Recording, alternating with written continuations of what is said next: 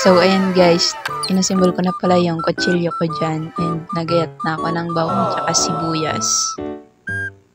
So, ayan guys, nauna na po pala yung papaya dyan. Nauna ko nang ginayat kanina bago ako bumili ng Lucky 7 at mantika. Ginisang papaya nga po pala yung ating lulutuin dyan for today's video. So, yan guys, sinalang na po pala dyan ni Papa yung kawali and ako na po yung ng mantika dyan. Yes. Kada ko mag-video pa. Dahil sa kutang na video. Yan. Hindi na kawali.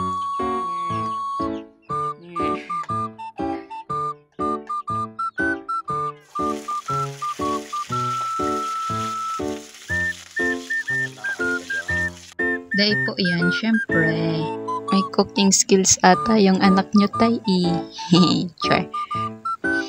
Guys, sobrang liyab ng apoy dyan kasi bao yung panggatong namin. And syempre, yun ang available dito. So yun guys, share ko lang. Kakarating lang dyan ni Papa. Galing sa pagbalat ng nyog kasi magkakopra naman. Siyempre, araw naman dito ng kopra sa amin.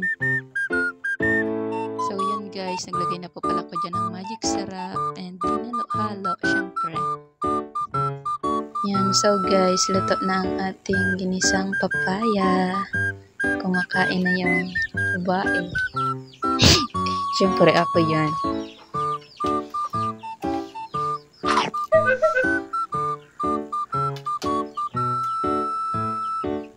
Arag pa na kan magkakan. Grabe ba?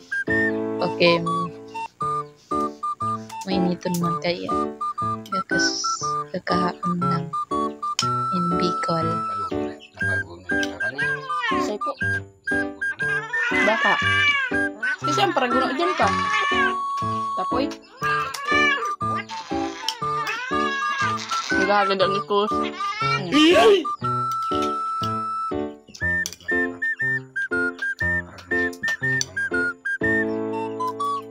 Say po ito. Kaano yung dapat si Agner?